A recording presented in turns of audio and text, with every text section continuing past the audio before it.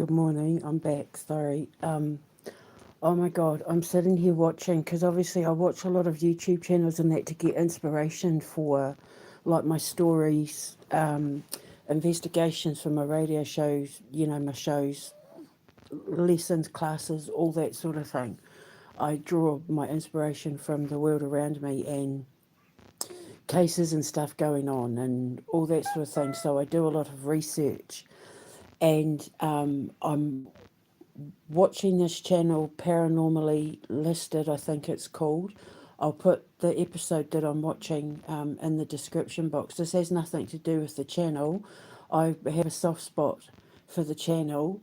I just kind of watch channels from a distance to see whether we're on the same vibe in that, but a lot of these channels introduce me to cases and things that end up being something that I can use in the future. Whether it's doing like connect the dot shows or, when I get out on the road, we'll need to turn this into a show sort of thing. And there's a case that he's talking about, Suitcase Jane Doe. And I had to listen to it like 3 or 4 times trying to take in what it is I was hearing, because it sounds like a perfect example of like paranormal mass hysteria, like Chinese whispers sort of thing. What happens when one thing happens and then someone has a feeling or a thought or sniffs a smell, and then it like blows up into a whole thing. But these sort of cases are the sort of ones that I see wherever it is that I build my foundation. I have to have a haunted house. With my George Callaghan Trust Veterans Foundation, for any of the veterans who have nowhere to be buried. Like, we're going to offer them a place to be buried. Like, we'll pay for their burial and their headstones and everything, just on the grounds that if the kids need to make music videos or we make movies and stuff like that, they're going to be in the movie. If it requires a graveyard and all of that, so they'll be like famous dead actors, and but they'll be all on board with it before they die. Like, they know that they're going to be in movies long after they're dead, sort of thing, which I think is actually pretty cool, because even in death they'd be giving back to the children. So right next to my graveyard, I want to have like my haunted house that I'm going to call the Amber Wilkinson School of Witchcraft. Now, I've said this time and time again that I'm fundamentally opposed to the word witchcraft, but for the sake of tourism and making money, there's an exception to every rule. I don't like pointy witches' hats either, but everybody expects them. However, the way that we will be presenting them, they will be learning the only reason why witches are supposed to cover their heads is when they're in conference with their ancestors, or they are trying to avoid outside distractions. They're being made to focus, because when you cover your head, you're basically shutting your frequency down to everything else around you, and all that energy that usually goes up and out goes straight back down. So you're not supposed to cover your head, because you're supposed to be like a beacon of light and energy.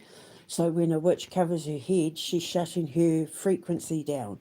So you're only supposed to shut your frequency down when you need to, like I said, be in conference with your ancestors, the highest, whoever your highest is, or when you're having to put blinders up to the outside world, like when you wear a cowl or the pointy witch's hat, and that it turns you into, it sends everything that you send up, that usually goes up and out, it comes straight back down like a bolt of lightning of energy. So you only cover your head when it's all about self-focus. So I can teach these sort of things because there's going to be people that call themselves witches for a long time, but if I can show them where witchcraft comes from and how it originated from Indigenous people, and educate them and show them how to direct all of that knowledge and energy in the right kind of way, when they go out into the world, I've lit lots of little fires and they'll know exactly what to do. And then that message spreads like wildfire. And then there's more people helping me correct the balance to right the wrongs of our ancestors and that who were persecuted and executed and charged with heresy and witchcraft and that in days gone by. It happened all over Europe, it happened all over America, and that it was, a lot of our ancestors played victim to religion trying to take over the way people connected with God. They wanted people focusing on a single God and not all the gods that we had. So in my Amber Wilkinson School of Witchcraft, we're turning it into our Broadway musical because that's one of the genres I haven't done.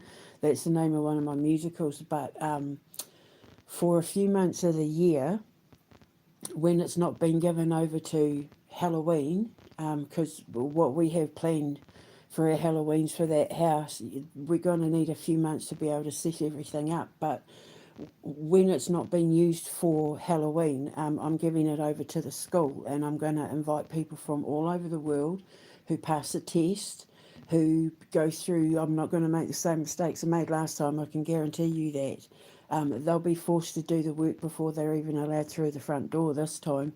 I let them in the front door and then set up all the work, and they didn't do any of the work. So now, look what's happened to them. They're descending and forever going to be known as people involved in the Epstein case, and I get to turn all of that nastiness and create alchemy with it and turn it into an empire where I can show people how to enjoy the occult in an entertaining, fun and correct way that involves God, that also involves Allah, that also involves Ganesh and Shiva and like all of them. It involves all the gods. So we're not leaving anyone out. And at the school, it'll be like I always used to joke and say it was like the X-Men school for the mutants. But yeah, so people will come.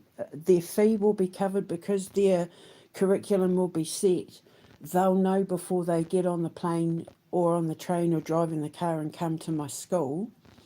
Whether they're going to end up in a bus in a different country because I'm taking them on an investigation. See, like if I put my school in America, for example, they're going to know if we're situated in, say, South Dakota or Montana, because I need to live where it snows. We are going to be getting on a bus or a train or whatever, and going to Boston to do an investigation into blah, or where I'm going to take them to this bridge and, we're going to do this paranormal investigation.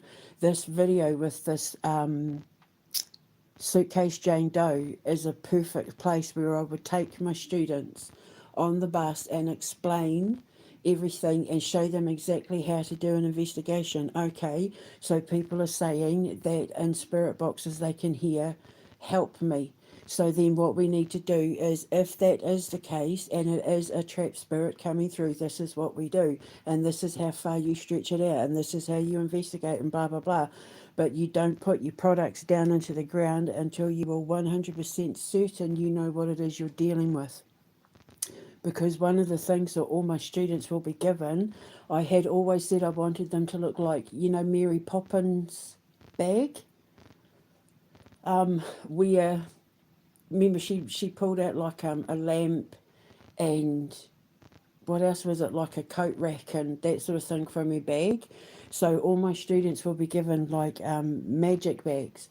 And in their magic bags, it'll all be covered in the cost of their, because like it'll be all inclusive. I'm going to have all my restaurants and that, my food places there anyway, so their food will be covered, their accommodation is covered, their classes are covered, it's all covered in the fee.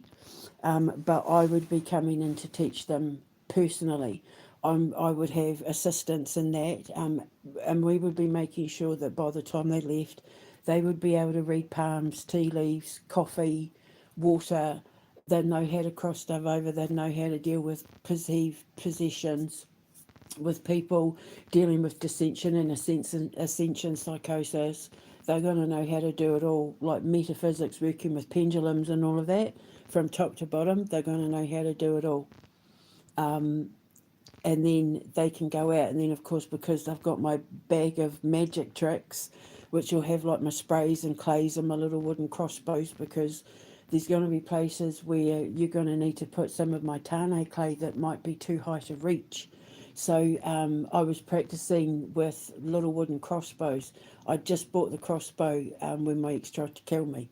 And yeah, I was going to be practicing with the crossbows to shoot the clay up, because my boys and I were having to jump really high and chuck the clay balls up on things, and it was like, man, so I came up with the idea of crossbows and like spray bottles for my spray, so that you can get my spray in places where you wouldn't be able to reach with your hand. Bridges and that as well, where people see apparitions and stuff. So, and then when they run out, they can just make the order, through my store, and then we'll just keep sending them more supplies. And then because they're members of like the Witchcraft school, they'll get discounts, and every Halloween they'll all be invited to come and stay and partake in like our Halloween festivals, where they'll have the opportunity to like sell their readings if they get really good at readings and all of that sort of thing. And then what will happen is the graduates, as they kind of move out into the world, we end up becoming like a familyhood. With obviously males and females, we're not gender specific. It's all to do with your bloodline and your abilities and all of that. But yeah, so then it means that at some point you might be invited to be like a test subject for one of the younger students. So like when we need volunteers for them to do readings on and things like that, the older students and that would be put on a volunteer tree, because then we're all helping each other out. So yeah. So yeah, this place, I'll put a link in the description box below. It's the first story he reads. It's not the channel. I love the channel. It just, there's something so sweet about this kid. He's exactly the sort of people that I'd say, hey, do you want to come along and check out our school and put it on your channel, and we'll pay for everything. And maybe do a show for our channel or do a podcast with us. Let me do you like an interview, like be a part of it. So I'm keeping an eye out for these sort of things, and this kid here is one of them. There's a couple that I have in mind that that I've got a soft spot for. So we'll just see what happens. So yeah, that's definitely one place where I'd be taking my bus full of students to do an investigation. I'll show people how to do it properly. And then what happens is when they go off to their local areas and they're doing their shows and their channels and all that sort of thing and uploading them onto my streaming service, they're helping me investigate and shut things down. So then it takes some of the pressure off Papatuanuku, off Grandmother Earth. It takes pressure off her.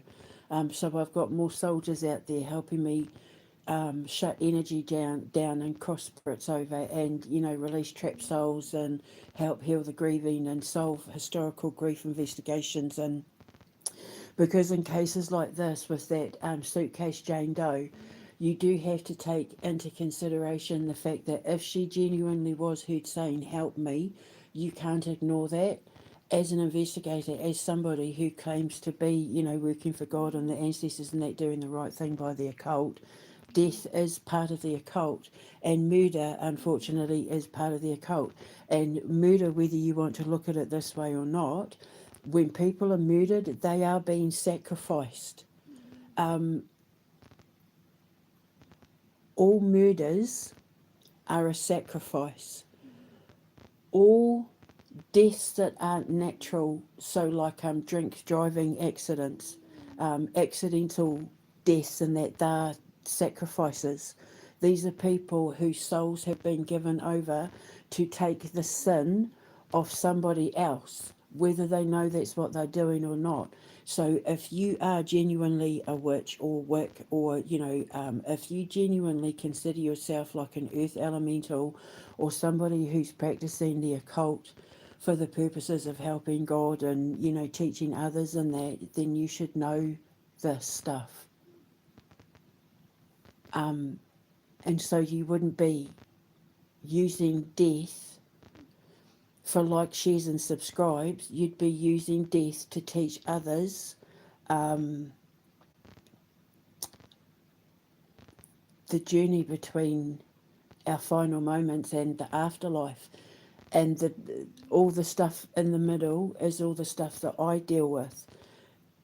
And trapped spirits are in the middle. And if they are genuinely trapped, it's our responsibility, especially if you're Indigenous. And that includes, like, Icelandics and Irish and Welsh. Like, if you know that your ancestors were the first people that stepped foot there, you're Indigenous. It's our responsibility to alleviate the pressure off our grandmother. She gave birth to us. We have to respect our elders, and there's dark forces at play that have made her take on the burdens of things that are not her responsibility for the purposes of some very bad people trying to get away with committing sins against the pure and innocent. If you're murdered, if you didn't ask to die, if you didn't give yourself over to death willingly, then you are a victim. You are a sacrifice. You've been martyred for somebody else's darker cause. That's the realms of the occult. And people don't realise that. So, when I do my investigations into unsolved murders, I call them like historical grief investigations. When I can come to a conclusion that people agree with, and it's like, yeah, you know what, that makes sense. Knowing what we know now about, Diddy and Epstein and all that, a lot of these murders from days gone by in the last sort of 20, 30 years especially are starting to make sense to people. And I'm ringing bells with people, and people's ears have started pricking up, and a lot of people are starting to copy me, rightly or wrongly. But the fact is that they're trying to learn, and they can continue to learn as long as they're willing to accept the fact that everything they knew was wrong. Primarily, the sun is a woman, not a man. Get that one right first. And that God isn't a dude that sits on a cloud with a white beard. God is like the conscious universe. God is made up of everyone and everything that's gone before us, that created everything that exists now and will exist in the future. That's God. Atoms, right? So if you're prepared to unlearn everything you thought you knew, and we go back a bit, and I can teach you how to do this correctly. My school is going to change the way people relate to God, the ancestral gods. I want people who, might call themselves Christian or Jewish and that, to kind of let go of those labels and fall back into the original process of how their ancestors got them there in the first place. Their ancestors took specific steps in their theological evolution to get them to the point where they are now. So, like, fall back into that, and then you'll find you'll have so much more control over your life and how you see life and how you see death and how you see the paranormal. So if it turns out that someone genuinely did catch her say, help me, or someone say, help me, it's our responsibility to fix it. So look at, were there other bodies found in the area? Were there other cases of, that sound similar? Like, go back. Let's go back a bit and spread the investigation out, spread the eye out far and wide, and not necessarily just pinpoint focus on what people think went on in the tunnel. And then if it turns out that there's no other connection to missing people in the area, or there were no other bodies found or anything like that, then you have to look at the fact that, because there is like an audio version of pareidolia where you will hear things that, like, if your brain can't auditorily understand that what you're hearing at first, it will fill in the glitch. and you will hear something completely different to what is actually being said. Also, as well as that, when it comes to technology, it is very easy for people to manipulate the Schumann resonance. And you can put things into these like spirit boxes and radios and stuff yourself without even realizing you're doing it, which is one of the reasons why we're able to move planchettes and glasses and that when we're dealing with Ouija boards and seances and all of that, because telekinetic energy, you can throw your voice.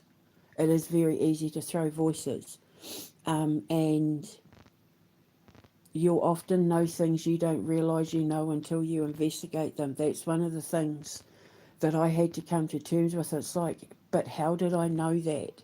And it's like it could have very easily have been something that my memory retained from childhood that I'm only just now remembering, or it's coming from a higher place. But I, as the teacher, will be able to teach my students how to do all of this correctly so that when they come out of this whole teaching experience, they're going to know what to do at any given situation dealing with the death of someone dying. Like they'll have, if there's been deaths, road accidents, that sort of thing. That's one of the reasons why I invented my spray, for, you know, road accidents where there's been deaths on the road and that sort of thing. I would like to see police departments and paramedic departments, fire departments and that, I'd like to see them use these sprays where there's been like car accidents and deaths and murders and motorcycle accidents and that, where they can use the spray after all the forensics and stuff has been done, and then they can spray it just so that see, in my culture, you don't wash blood away. It has to be like soaked into the earth. You don't dilute it and wash it down into the drains and all that. It pollutes the soil. So yeah, using these sprays and that, it would lift all the negative energy, and it would stop like gorehounds from going there and taking photos and creating paranormal activity. Because that's what the other thing people need to understand is that 99.9% of these paranormal cases where they hear things and see things and it becomes a frenzy, it was placed there by somebody who misunderstood the signals, and then it's been caught in the atmosphere, and then it becomes like it feeds on the energy of the people who are wanting to experience something. Rene Descartes, I think, therefore I am. If you want it to happen, you're going to make it happen. You can create it to happen. And that tunnel is a prime example of people wanting to go there and having an experience and creating an experience, and then it causing like a mass frenzy where there was nothing there to begin with. However, if on the off chance that voice is correct, you have to be the one to investigate it and then know how to deal with it. Does it require something needing to be crossed over? In which case, you'll have everything you need in my bag of tricks. The only way you'll get these bags, though, is when you graduate. You won't be able to buy them online. You won't be able to buy them like they're going to be handmade. Your name's going to be like your graduation name, like your high priest, high priestess name. Mine's Brahina Saithusa.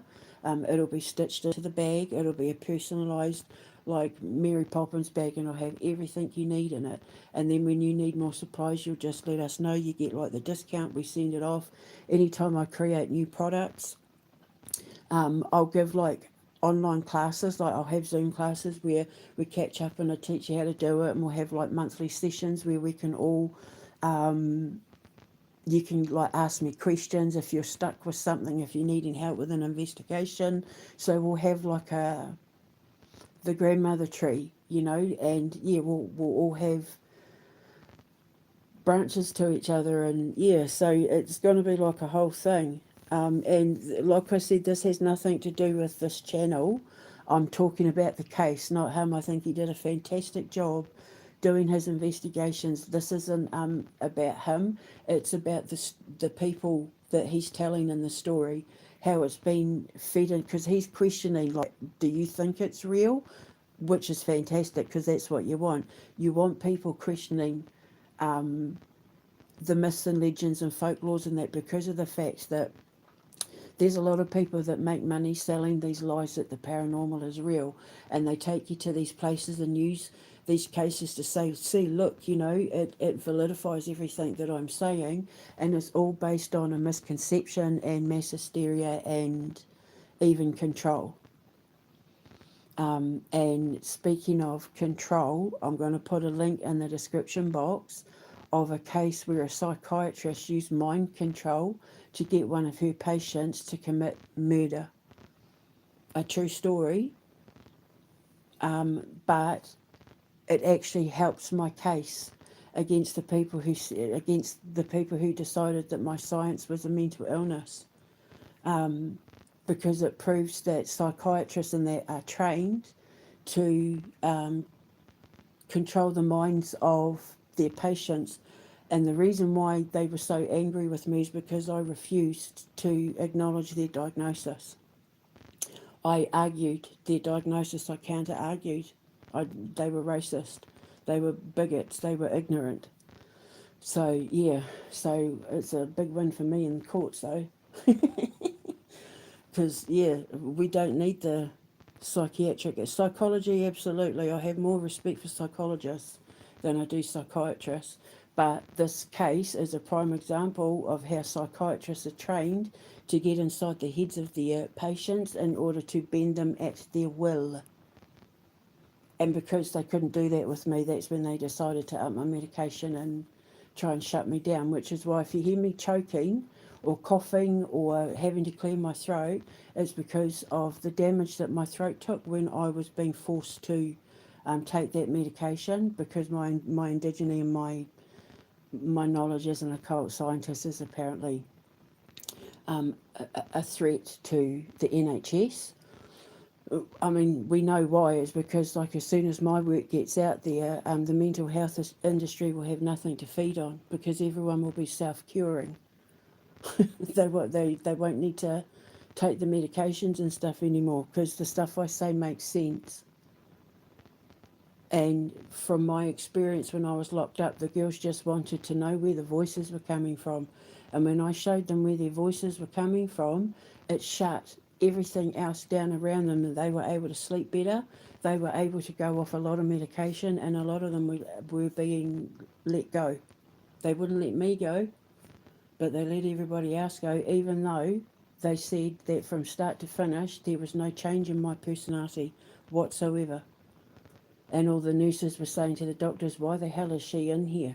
Like, and then it ended up with a couple of the nurses actually fighting for my freedom. I think by that point the doctors knew they'd made a mistake and just wanted to hurry up and get rid of me. But I said to them, as soon as I get out, I said, I'll play the game until I get out. And then I said, all bets are off. I said, I'm coming for you. I said, I'm not going to stop until I get justice. Because nobody tells me that being Indigenous is a mental illness, and no one's going to tell me that my physics is a threat to humanity, especially children. It's all because I know how to cure them. And the first mistake that kids make when they're stepping into puberty is they become drawn to the paranormal and the occult. And they're being taught things like pentagrams, like nobody in their right mind uses a pentagram. Everybody knows that when it comes to the occult, well, everybody that I know who doesn't exist in the real world, my teachers, basically, my ancestors and teachers, you don't put anything in a circle, ever, because it closes down the evolution, it pinpoints evolution, it stops the energy from spreading, it contains the energy. So a pentagram stops everything that you're doing from going out and ends up just focusing and pinpointing right on you. So you don't use pentagrams. But kids and that are drawn to the pentagrams, and they don't realise that kicks off the whole psychosis of when they do finally dick about with Ouija boards and seances and that sort of thing, they end up having stuff happen that they then bring home that turns into disembodied voices and doors slamming and all that, and then you've got poltergeist activity. or because the kid, when the child decided to switch its frequency on to full beam, the signals it was getting back were feeding them the wrong information, and the input misbalance off, put the output off balance, and I know how to recorrect it. And that's the one thing that the mental health industry do not want me touching, are the children and teenagers, because, Mark Carney, he wants to euthanize them. The kids that I'm trying to save, where Elon Musk and Christopher Black and that decided that they could steal all my stuff to make money off it, it's to save kids like the ones that Mark Carney want to euthanize. All the kids suffer diagnosed with things like autism and depression and ADHD and bipolar and whatever. They're the ones that Mark Carney wants to say, well, look, if you want to die, let us help you. But no, because they're Mozart and Van Gogh and Kurt Cobain and Freddie Mercury and all that. That's who they're wanting to kill, the Mozarts and the Lowrys and the Turners and the Charles Dickens, and that's who they're wanting to kill, and that's who I'm trying to save. So when people like Elon Musk and Christopher Black try and steal my stuff, they're stealing from children that I'm trying to save the lives of. And these kids will have access to all my classes, they'll have access to my museums, and that's so all the kids who are leaning towards, like your goths and emos and your ones who are kind of considered a bit dark at school, they'll be able to come to my foundation and sink their teeth into everything it is that I'm teaching them, where they can learn it from a healthy perspective. You can have a relationship with Satan and it not be a bad thing if you understand that Satan is there to save your soul. You just have to see it differently to how you were taught it, and it completely revolutionises the way that you harness power within yourself and with what you put out. And so my students, when they come to the school, by the time they leave, their minds are going to be blown wide open. But they need to come into it with a willingness to let go of everything they thought they knew. So we need to rewind it and take it back a bit. And I'm going to teach them how to dig into their ancestors rather than their religion. The religion is the title. Their ancestors are the journey that got them that title. So somewhere along the line, their ancestors were believing in the same kind of things that mine were. They just gave them different names. But we all started from somewhere. We all started from that one place, and then we spread out, And so if I can bring us back to that one place, when I let you go and you spread out back to where you all came from, then that's people helping me lighten my load. I'm not then having to go around on planes and trains and cars and buses and automobiles and do it all myself. But until then, when I get out of here, I will absolutely be making my little shows again, and my Connect the Dots for my radio show and my Eye in the Sky shows where I go. I really, really, really want to go to... if there's only 2 places I get to go to before I leave the United Kingdom, I really want to do Pendle Hill. I want to do that whole Pendle Hill tour, including the castle and everything, Lancashire Castle, and the Dog Suicide Bridge in Glasgow. If I only get to go to 2 places to do a show before I leave, they're the 2 places I want to go to. So, yeah. Otherwise, there's a million places I want to go to, but I'll teach it all. And then on my journeys and that, I want to collect stuff because at the school I want to have an occult museum where we gather things, and anyone who gives me anything that they think is possessed or haunted or whatever, we'll put it in a museum. So we'll just have a wee museum, and then people can come and have night classes, and you will have a tour guide that takes them around the museum and shows them things, and so got all of that from watching that one show. That's why I watch these shows, because when you come across the right person, they can, like a pinball, they point you just like in the perfect direction to expand your knowledge and expand the vision of perfecting what it is I'm trying to build for the future. So there we go. So I'm going to go now.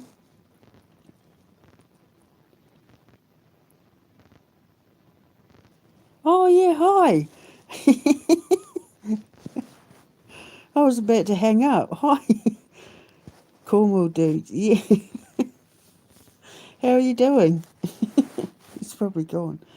Oh, yes, I really, really do want to go to Cornwall because I went to North Carolina as well, and I got to see where Blackbeard and that hung out, and there's just something about pirate lore, pirate mythology and that I just absolutely adore. And when I went to North Carolina and I got to see a lot of the places where he hung out, and he had like a house there, and he hung out with high society, and that absolutely blew my mind. I'd love to go to like Florida and Key Largo and all that too. I went to oh gosh, I can't remember. Macron, Fort Macron, as well in North Carolina, where they had the. I was telling her everything. I was telling my friend, she was a student of mine from Turkey, who was in the Coast Guard, American Coast Guard, and she was married to a Marine in Northburn where I was staying, and she took me to Fort Macron, and I got to see like actually see like wars with the Spanish and like with Native Americans and Mexicans, and we had like this incredible experience there where we went to go into the building. I've got photos on my Instagram and that. We went to go into a building, but there was a meeting going on. We were like, oh, we'll just like we sort of were like, oh, and we were tiptoeing out, and then we came back round through like this alley, like through this doorway, but and came back to where the meeting was through the door, and there was no one in. Then we were like, oh my god! And she was like, but you heard that, right? And I was like, yeah.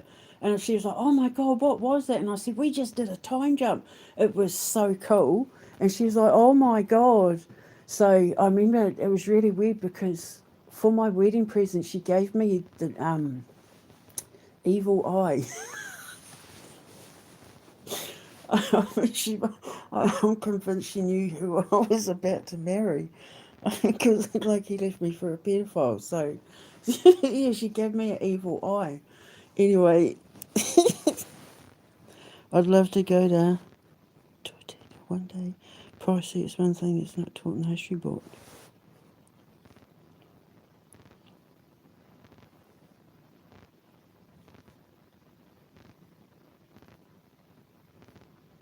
Just on break from work.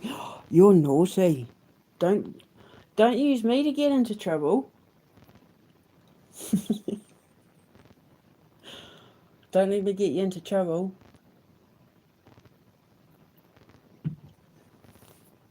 There's that island in Cornwall that I want to check out. What's that called? Saint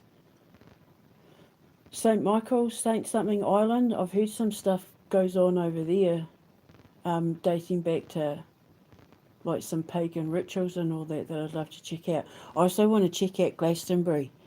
I went through Glastonbury and it was something not right about that place, but I want to know why. But if I can only go to two places, I really want to do a Pendle Witch tour from a channel and Overton Bridge in Glasgow with the dog suicide, because I reckon I know why the dogs are jumping off, and I'm pretty sure I can fix it. So I was discussing it with my boys about talking with sprays and having like jetpacks to spray the bridge down. So, not jetpacks, like backpacks, those big cannon backpack things, to fill them up with my spray to cleanse the bridge. But I'm pretty sure I know how to fix it. I just need a bell and a magnet and a compass and yeah. So and my spray. My spray would help. St. Michael's, yeah. Did you do you know anything about pagan rituals that went on there?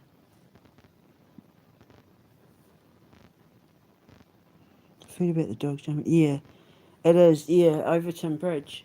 It's fascinated me for a few years because I'm an animal lover and I don't, but I'm pretty sure I know why they're doing it, but I don't want to say anything until I get to investigate. And my ex was going to take me there just before the lockdown. Then we had the lockdown and I never got to go. And then when he finally did take me to Pendle Hill, it was to do what he wanted to do and not what I wanted to do, which was make the show. I want to go to the church and I want to see the graves and I want to go to the castle and I want to take the road they took, to the prisoners and that took to the executions, and because apparently the crossroads is still there, you can still do that whole trip, and I want to do it because I think those women, those men and women, were unfairly executed. Oh, well, I mean, they were all unfairly executed. If you were condemned for witchcraft, you were unfairly executed. So it's my responsibility to correct those wrongs. I have to reset the scales because all that disinformation and all the wrongdoings and all those sacrifices get soaked up into the planet. And as an Indigenous person, it's my responsibility to make sure that the one who gives us life is always in perfect perpetual health. So, yeah, it just means that I have to make everyone tear everything they thought they knew down and start again. I'd love to do Pendle Hill someday.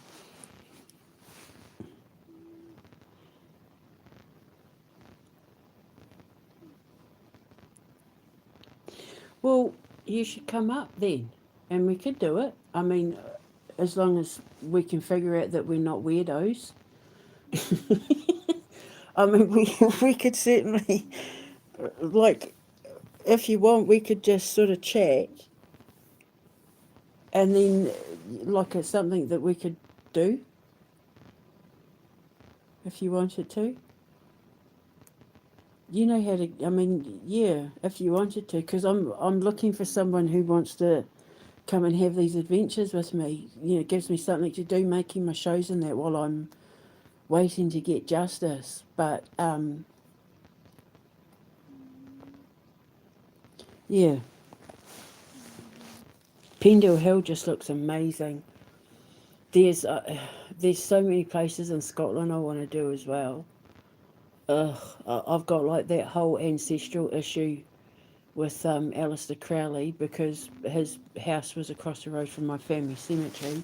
So he did a lot of stuff at my cemetery that people even now today come from all around the world to do occult rituals in our little shed with our lawnmower that keeps our grass trim at our family cemetery, our ancestral one in Scotland. So and that's right on Loch Ness as well.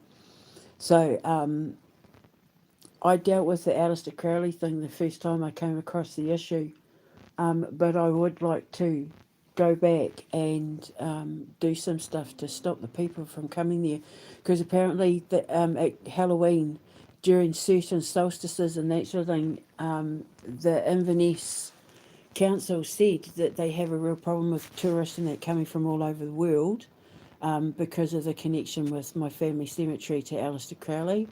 And there's been like altars and that have been found inside the sheds and all of that. So I've got my mum's bench there and that. So I want to just do some stuff on that land, which I am absolutely ancestrally justified to do because it's Fraser of Lovat Cemetery and I'm Fraser of Lovat. So yeah, I can cleanse it and just keep all the lunatics at bay. They've found bones and yeah, so just because Alistair Crowley had the house across the road and he used to use the cemetery for like, graveyard dirt and to do all his rituals, and he sacrificed animals there and other things. So yeah. So I really would like to do that as well. But if I could only choose between two, it would be Overton Bridge for the dogs and Pendle Hill, because they need to have their name cleared. So yay!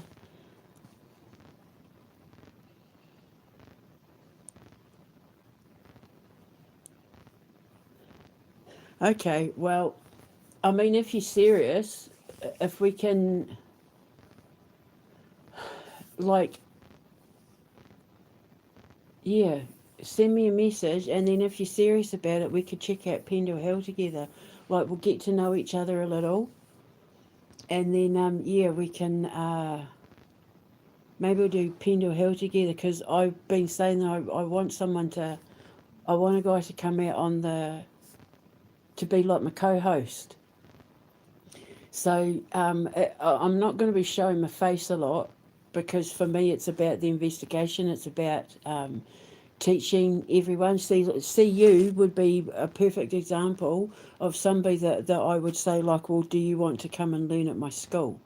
You know, because you're open to learning about religion and energy and mythology and the occult, and that you're the perfect kind of, you're my kind of like perfect audience, and the people that I know would engage in what it is I'm selling. Like you'd come to my, if at my summertime, like at summertime, when we're putting on our music, art, and fashion festival, you'd be the perfect person to like want to come and maybe have a tarot reading and watch our fashion show with the kids who are going to be putting on all their fashions, and as well as get to eat lots of like yummy international foods, and because we're going to have like street vendors and all that, where all the kids and all my staff, if they're in bands and that, they'll have their little tents where they can put on performances, and the tourists and that and the locals can just mill around our park and listen to the music and take in the food. And then as it's starting to go down, we'll put on like a big outdoor concert, and that you're my target audience. Do you know what I mean? um yeah, you're exactly the sort of people that I know would be into listening to my shows and buying what the kids are selling, and coming along for the experience. People who are willing to be open-minded about faith, because I say that faith is found, not taught. Religion is an indoctrination, whereas faith is something that you find along the way. So I'm just throwing my hat in the ring to say to people, like, here's another way of looking at it. But my language appeals to the people who are on the fringes of society, the ones who are prepared to peek their head out of the matrix and see if there's anything interesting that might catch their fancy. And when it does, man, they're like, phew, they're off. The mind expands, and the next thing they know, they've taken in about 14 different cultural mythologies to completely rewrite the way they deal with stress and ancestral grief, and that in the blink of an eye, and they didn't even realise they were doing it, all because something I said caught their fancy, or something I put out there, like caught them on the wind, and pum, they go off. That's what I'm looking for. That's who I'm here for. So, if you are serious, you know how to message me, theeyeintheskyshow at gmail.com, and then we can like chat if you want, and then we can figure out a way of getting together. I would absolutely love to do Pendle Hill. I've been gagging to do it for the longest time, and then I can just film it on my phone. And like I said, it's not about how I look. Just let me. What I'll say is, like, in the time between now and getting justice, let's get to know each other and see if we vibe and all of that. And then when I get justice, I'll have the money to pay for you to come up, and then I can like get myself the way that I want to look, and that, so that when I do appear on camera, I'm not scaring people. And then we can do like a whole thing. We'll do Pendle Hill. It can be like good. And then if we have fun doing that, we'll go up to Glasgow and do the Overton Bridge thing. Can you drive? Do you drive a car? Faith has always been the one way or another.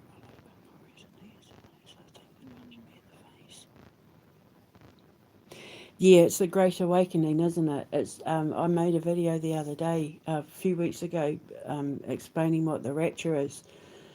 What you're feeling is the start of you being caught up in the rapture. The rapture being like a mass great awakening. People starting to wake up en masse all around the world, starting to realise that there's more to this faith and religion and politics and all of that that we've been led to believe. There's more to our history than we've been told. People are starting to wake up now and wanting to go on that journey. And for some reason, I just seem to be vibing with a lot of people who are on the fringe, like they've always questioned their religion, but they've always been raised to be ashamed of the fact they questioned their religion.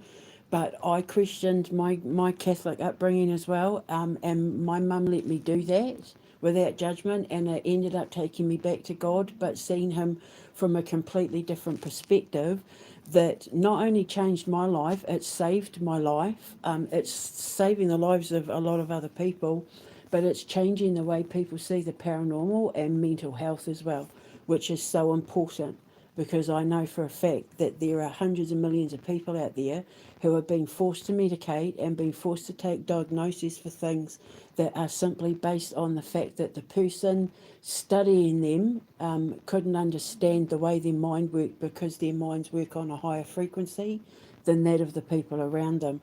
So they're being forced to medicate and locked up in that for being misunderstood by people who aren't smart enough to understand that some people's brains work on a higher frequency. It's like a human trying to talk to a dolphin, basically. And then the human thinking, well, because I don't understand what the dolphin is saying, I need to medicate it and euthanize it. Mark Carney.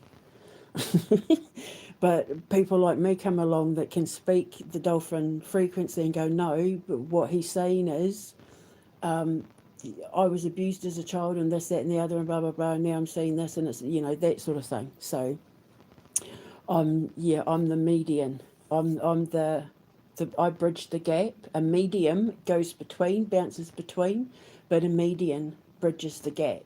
So I build the bridge and then I invite you over and then you walk the rest of the way to the other side, to your ancestors and that. So, but it requires people having to be brave enough to want to step onto the bridge I'm building. So it's people like you who poke your head out of the matrix that go, oh, I like what she's saying. Pyong, next thing you know, you're all ascended and you've learned a whole pile of things. And you're like, actually, you know what? I haven't been depressed for like a couple of weeks. And why is it that like all of a sudden I'm no longer having bad luck and I'm sleeping better and I'm eating healthier and I'm making better choices? And it's all because I've pulled you up out of the underworld and you're now in the earth stage of your ascension, which is where you're wanting to change the way you look, change the way, like your physical 3D world, your job, your location, the way you dress, your physical body, what you put into your brain, what you put into your body, your diet, the people you're around, your relationships, that sort of thing, because you're starting to see the light at the end that's saying, keep going, you're on the right track, and you can't take your eyes off that light, which is why you keep coming back, because you know that there's something in what I'm saying and it's feeling right. So now this whole, I'm on an exploration to understand God, and that's you now starting your ascension. And it's awesome and it's freaky and it's exciting and it's scary. But if you keep following the sound of my voice, I'll pull you up out of this thing faster than you can blink. Like, it's going to happen so fast. But where you're in control of how far up or down you go. I'm just here to show people how to make the right choices so that they have more ups and downs. And when they do have downs, they know how to pull themselves up again. Because when you're going through an ascension, you're going to have a lot of downs. There's going to be a lot of people try and pull you down as well. And how you deal with your actions and your reactions are solely your responsibility to make, because that's what stitches the next what happens next. The next stage of your development is solely your responsibility, even when people are trying to pull you down, even when you're having like down days and that, you're the one that's responsible for what happens next. How people treat you is one thing, but how you react to them seals your fate. How people treat you seals their fate, but how you react seals yours. So this is what I'm here to teach. And honestly, people, it starts with the sun is a woman, not a man. The moon is a man, grandfather. The sun is a woman, grandmother. That's the one thing that my ancestors got wrong that need correcting. Even my Māori ancestors, well, I mean, we came from Egypt, so Ra, the same name. Yeah, so just get that right, and you'll already feel like a shift. When it makes sense when you look at the facts that the sun is the one that creates life. So of course, the sun looks like an egg in the woman's ovary. So and she sheds, and she goes through menstrual cycles, and she gets a bit grumpy sometimes. So yeah, the sun is a woman. So when you get that right, if you do magic or anything like that, if you just recorrect that there, it's going to make a world of difference between your manifesting, if you just get that one thing right as well. And don't even make sacrifices to Satan, because then it's a sure guarantee that he's going to come after you. Because, like with God, you don't kill anything in his name, because he's there to protect the pure and innocent. So if you think anything you're doing is to please Satan, you've got another thing coming. Because the only thing that pleases Satan is people staying pure and innocent and protecting the pure and innocent. That's the only thing that keeps him happy. So there you go. Get those couple of things right, and then when I'm ready to put my school out there, my God, are you going to see the students that I start putting out into the world and the things that they're going to be able to do.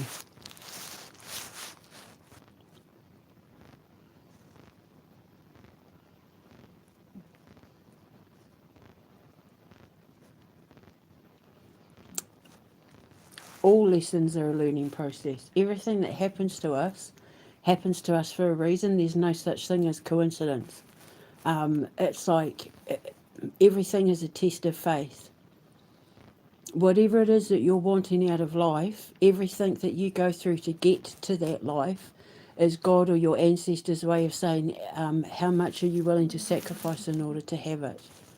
I had to sacrifice all the people who turned out not to be the people I thought they were. These were all people who were going to benefit from what it was that I was creating in the future, who God and my ancestors knew were never going to be people that deserved it.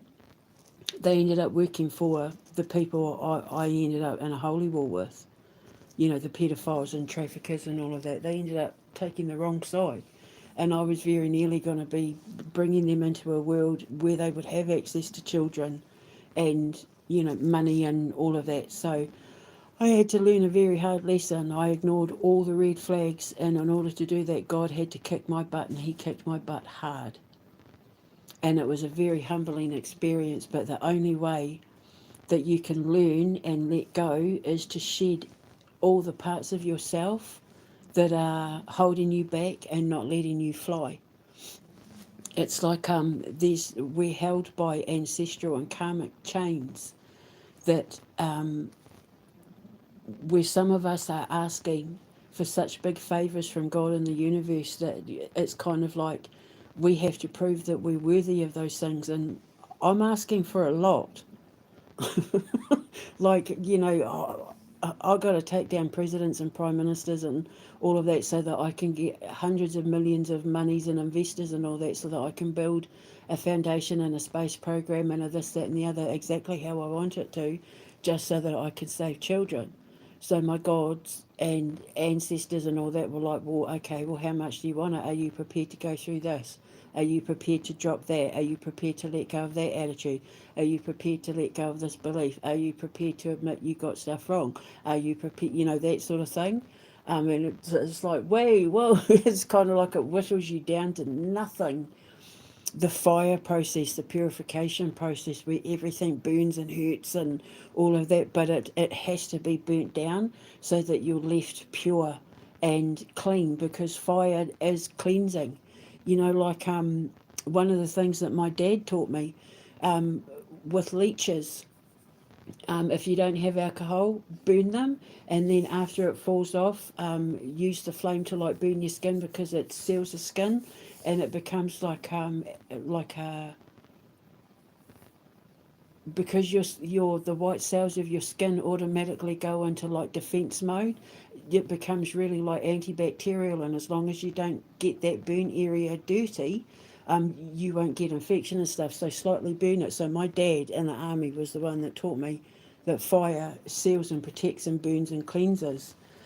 So it makes sense to the whole ascension process. You have to go through things that burn and hurt like hell, but it is also that you can pass through the eye of the needle like the camel.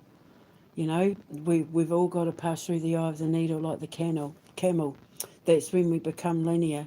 When energy is pinpoint focused, that's when it becomes linear, and it's just so that we can pass through the eye of the needle like the camel. Especially if you die rich, which I know I will, but it's technically not mine. It's all money that everything I make is to be reinvested back into the school, back into the safe houses, so that long after I'm gone and my kids are gone and my grandkids are having kids and stuff like that, the safe house is fully funded and not reliant on the government or the taxpayer. So that's why God's like, well, how much do you want it? What are you prepared to do? Well, I put my life on the line for a president and a king in America, and I lost my children and I lost everything and I lost my family. I did all of that because God said that when I knew Chris had put that cocaine in the pizza, and I knew then that he was trying to kill me, and God said, have faith, trust me, just trust me, and do everything I tell you to do without question. And I said, okay. And he said, leave a message and then block him. Leave a message saying you know what he's done, and then block him. And then hit record and record everything. And that's exactly what I did. 3.5 years later, I think I finally won my case. So I know I'm getting ready to get out of here. So get ready. Because if you really do want to make some shows with me while I'm waiting for visas and packing all my stuff up and putting everything in storage in there, I want to go around the UK making shows, and I want to co-host. So if you're serious about it and you want to throw caution to the wind, and we get to know each other, and it turns out that we get on really well, and I'm not a serial killer and I know you're not one, then why don't you come on the road with me, and then we can make these shows together. That'd be so fun. Anyway, I'm going to go because I need to make another coffee and brush my teeth and that. I'm still in my jimmy jams. But, yeah, you know where I am, the Eye in the Sky Show at gmail.com, or any of my social medias or whatever. And if you're serious about it and you want to go to Pendle Hill and all that, because I know exactly where I want to go. And if you can drive, I'll pay for everything.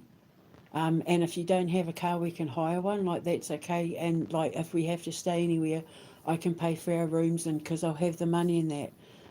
But you'll have to be prepared that at some point your voice and maybe at some point your face might be on camera, but mine won't be a lot, because for me it's about the show. And I might have to like buy one of those microphones or something so I can be heard better. So yeah, if you're serious, you know how to get hold of me. Yeah, okay. All right, awesome. Well, you go back to work and don't let me get you into trouble because, like, you skived off work to listen to my show. I'll speak to you later. You take care and look after yourself. No, it's no. Um, no, I would pay for it because it's all part of it would all be part of my show and all that. I'd have to be the one to pay. It wouldn't be fair because you're the one that would be going out of your way for me. So I don't, and the looks and that. I mean, I'm sure you're pretty, but that's, it's about the information and the science and having the fun and turning it into a laugh. I want to show people the funny side, the funny side of death and the paranormal as well. Because trust me, there's a lot of things to laugh at. So, all right, my preciouses, I'm going to go now, and I'll speak to you later. But you know where I am, and if you really like, hit me up, as you say in youth language, and yeah, we'll talk and see where it goes. So I'll speak to you later. Ka kite anō. Bye. Mwah.